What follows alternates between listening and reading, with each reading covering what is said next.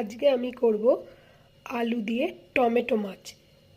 বন্ধুরা, আমার ঠান্ডা লেগেছে, এর জন্য গলাটা একটু এরকম লাগছে, তোমরা শুনে নিও একটু কষ্ট করে। এর জন্য আমি টমেটোটা সিদ্ধ করে নিয়েছি, মাছও ভেজে রাখা আছে, আর পেঁয়াজটা ভাজতে দিয়েছি।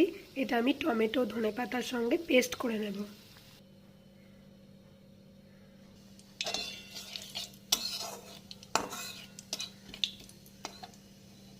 মশলা পেস্ট করে নিয়েছি।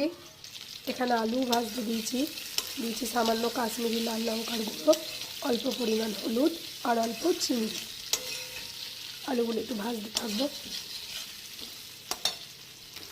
এখানে দিলাম অল্প একটু জিরে গুঁড়ো, আর কোনো মশলা দেবো না। এবার পেস্টটা দিয়ে দেবো। মশলার পেস্ট দিয়ে দিয়েছি, টমেটো ধনেপাতা কাঁচা লঙ্কা, এর সঙ্গে দিয়ে দিয়েছি লবণ, পরিমাণ মতো লবণও দিয়েছি। একসাথে কষিয়ে নিয়ে এবার জল ঢেলে দেব। ঝোল ফুটে উঠলেই তারপর আমি ভাজা মাছগুলো দিয়ে দেব।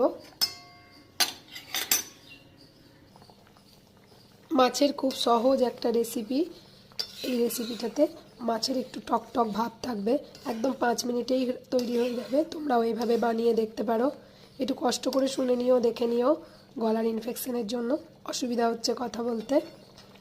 একটু ফুটলেই এবার নামিয়ে দেব। ওপর থেকে একটু গরম মশলা গুঁড়ো দিয়ে দিয়েছি।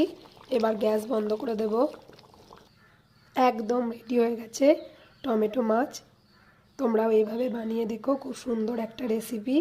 এই রান্নাটা আমি আমার বড়দির কাছ থেকে শিখেছি, কম মশলার রান্না। দেখো বানিয়ে। টাটা।